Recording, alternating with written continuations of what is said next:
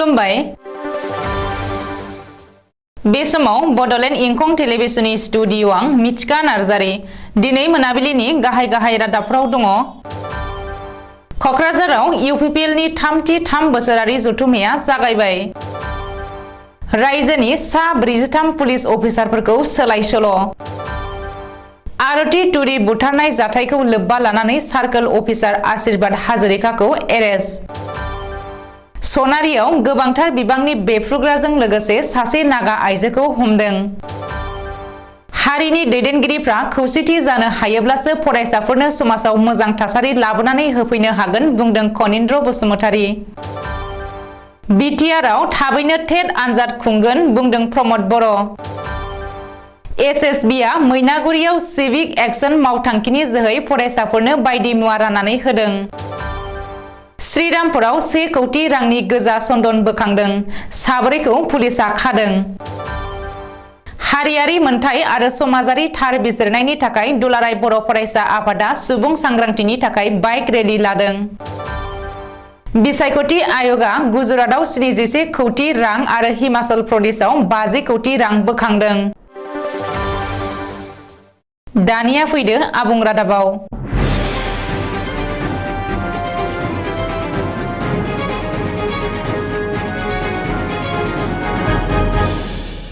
कक्राझार नोगोरनि चन्द्रपारायाव मिरु इउपिपिएल दोलोनि 33 बोसोरारि जथुम्माया सानथामनि हाबाफारिजों दिनैनिफ्राय जागायबाय। कक्राझार चन्द्रपारानि खमैबो 1000 बिगा गुवार जौगालु फोथाराव सानथामनि हाबाफारिजों मिरु इउपिपिएल दोलोनि 33 बोसोरारि जथुम्मा खुंफुंनो थाखाय गोख्रों लाहार-फाहार खालामदों। दिनै गिबि साननि हाबाफारि बायदियै जथुमसालियाव हाबग्रा गाहाय गेटखौ बेखेवनानै होयो एमसिएलए सायखं बसुमतारी एबा बिसावरायग्राया। बेनि उनाव लान्थ्रियै थान्दैफोरनि थाग्रा सावनिखौ बेखेवो सन्जय स्वर्गियारिया। आलासि जिरायसालि नब्लांखौ बेखेवो इएम उकिल मुसाहारिया। गाहाय सायनासालिखौ बेखेवो एमएलए जिरन बसुमतारिया। दिन्थिफुंसालिखौ बेखेवो इएम धनन्जय बसुमतारिया। जामुंसालिखौ एमसिएलए पबित्र कुमार बर'आ बेखेवनानै होयो। मख'नो गोनांदि दिनैनिफ्राय सानथामनि हाबाफारिजों जागायनाय इउपिपिएलनि 33 बोसोरारि जथुम्मायाव इउपिपिएलनि मोन 10 जिल्ला आफादनिफ्राय 6000निबो बांसिन थान्दैफ्रा बाहागो लादों। इउपिपिएल दोलोनि थान्दै मेलखौ दिनै हराव खुंगोन। इउपिपिएल दोलोनि थान्दै मेलाव 2024 मायथाइयाव जानो गोनां लकसभा बिसायख'थिनि बागै सावरायगोन। इउपिपिएल दोलोआ कक्राझार लकसभा बियाबजों लोगोसे मंगलदैयाव बिजाथि फसंनायनि बागै सावरायगोन होननानै सानजा कक्राझार बियाबनि एमएलए लरेन्स इस्लारिया खौरांगिरिनि सिगाङाव फोरमायदों।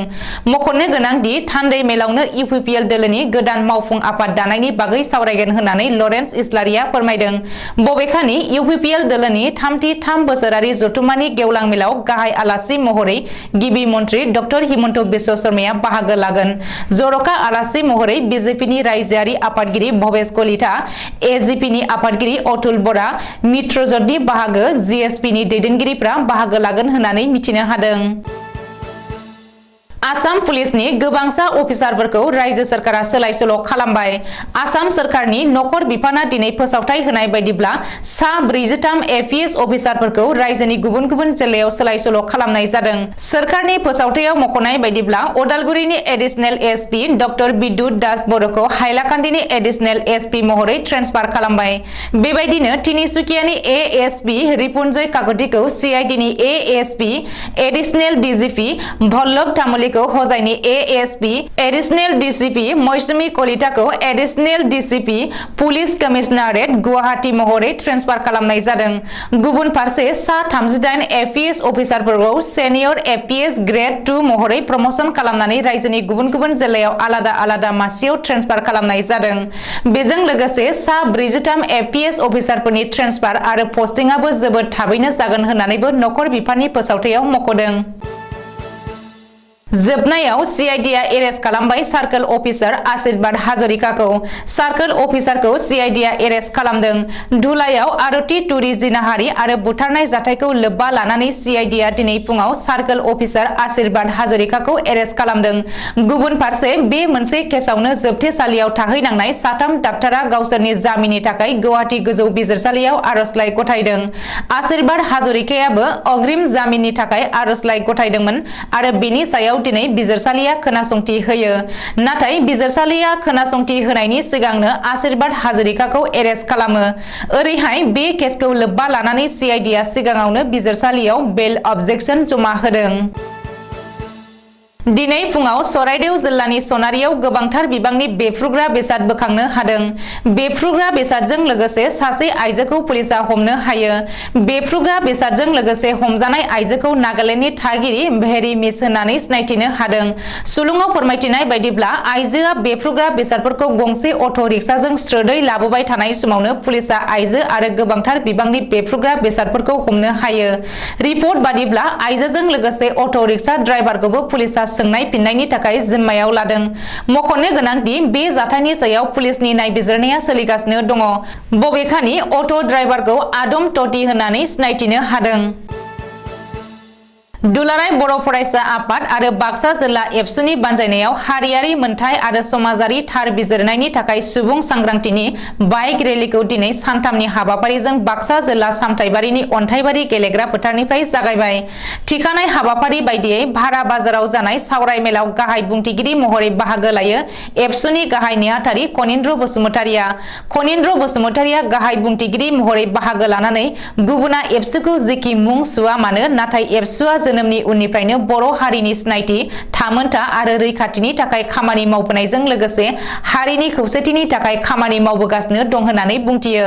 मख'नो गोनांदि हारियाव खौसेथि जानो हायैनि जेबो जाहोन गैया होननानै हारिनि दैदेनगिरिफ्रा खौसेथि जानो हायोब्लासो फरायसाफोरनो जोंबो समाजाव मोजां थासारि लाबोनानै होफैनो हागोन होननानै गावनि बिबुंथियाव दाजाबदेरनानै बुंबावो एबसुनि गाहाय नेहाथारि कनिन्द्र बसुमतारिया। गसाइगाव सोहोरनि सिङाव थानाय गसाइगाव गोजौसिन फरायसालिया प्लेटिनाम जुबिली खुंफुंदों। बे हाबाफारिया दिनै जोबथा साननि गेवलां मेलाव गाहाय आलासि महरै बाहागो लायो बिटिआरनि गाहाय प्रमद बर'आ आरो जर'खा आलासि महरै बाहागो लायो आसामनि केबिनेट मन्त्रि उर्खावगोरा ब्रह्म, 29 नं गसाइगाव बिधान सभानि एमएलए जिरन बसुमतारी, बिटिसिनि इएम उकिल मुसाहारिया। गसाइगाव गोजौसिन फरायसालिनि प्लेटिनाम जुबिलीनि गेवलां मेलाव गुबुन गुबुन फरायसालिनि फोरोंगिरिफोरजों लोगोसे दिथागिरि, फरायसुलिफोर आरो ओनसोलनि गोबां मेलेमजिबिफोरा बे हाबाफारियाव बाहागो लादों। मख'नो गोनांदि बे हाबाफारियाव बाहागो लानानैनो प्रमद बर'आ थाबैनो बिटिआरआव गुदि फरायसालि आरो गेजेर फरायसालिनि थाखाय टेट आनजाद खुंनाय जागोन होननानै बुंथियो। बबेखानि टेट आनजाद खुंनायनि उनावनो बिटिआर ओनसोलाव लांदां जानानै थानाय मासिफोराव फोरोंगिरि थिसनगोन होननानैबो प्रमद बर'आ बुंथियो।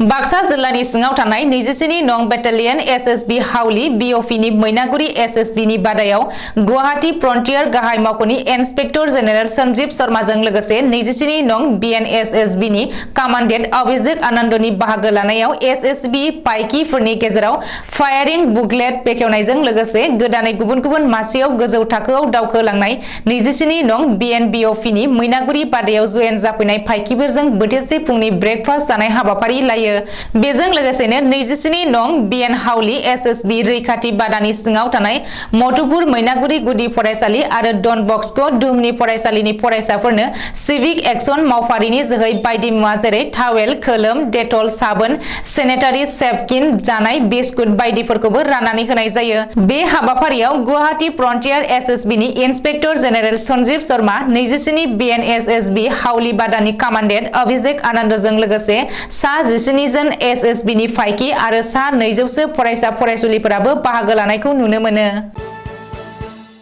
क'क्राझार जिल्लानि गसाइगाव महकुमा आसाम आरो सोनाब बंग'नि सिमायारि ओनसोल श्रीरामपुराव जारागुरि गामिनिफ्राय पुलिसा सिग्रोमनानै 1 कौटि रां बेसेननि गोजा सन्दन बोखांनो हादों। पुलिसा मिथिहोनाय बायदिब्ला बेजों लोब्बा गोनां 4 सुबुंफोरखौ एरेस्ट खालामदों। हमजानायफोरनि मुङा फारियै जारागुरि गामिनि कनक ब्रह्म, गनक बसुमतारी, मालागुरि गामिनि अजित कुमार नार्जारी आरो कसुगाव सन्दिपुर गामिनि मनज नार्जारी। गोजा सन्दननि थुख्राखौ जारागुरि गामिनि कनक ब्रह्मनि न' सिङाव मोनदों आरो 3,000 बेसेननि फाननाय बायनायनि दाम दर जाफुनाय समावनो पुलिसा हमदों होननानै खौरांगिरिनि सिगाङाव फोरमायदों। दुलाराय बर' फरायसा आफाद आरो बाक्सा जिल्ला दुलाराय बर' फरायसा आफादनि बानजायनायाव दिनै सालबारि महकुमानि बेन्दोंआव थानाय गासै दखरा दुलाराय बर' फरायसा आफादा सुबुं सांग्रांथिनि थाखाय बाइक रेली लानाय जादों। दिनैनि बाइक रेली हाबाफारियाव कारिजा बिजनी दखरा दुलाराय बर' फरायसा आफादनि सिङाव थानाय अन्थाइबारि गेलेग्रा फोथारनिफ्राय जागायबोनानै सीके दखरा दुलाराय बर' फरायसा आफादनि सिङाव थानाय लकी बाजाराव जोबहैगोन। बाक्सा जिल्ला दुलाराय बर' फरायसा आफादनि बे बाइक रेलीनि हाबाफारियाव बाहागो लानानै फिथा गोजा हास'नानै बेखेवनानै होयो मिरु दुलाराय बर' फरायसा आफादनि आफादगिरि दिपेन बर' बिथाङा। हिमाचल प्रदेशनि आयेन आफाद बिसायख'थिया 12 नभेम्बर शुक्रबारखालि मोनसे खोलोबआव जागोन। बेनि सिगां बिसायख'थि आय'गनि मडेल कड अफ कन्डाक्टनि जोहै हिमाचल प्रदेशआव गासै 50.28 कौटि रां आयेननि बेरेखायै रोगानाय एबा एमसिसिनि बेरेखा होनानै बिसायख'थि आय'गआ जब्द खालामदों।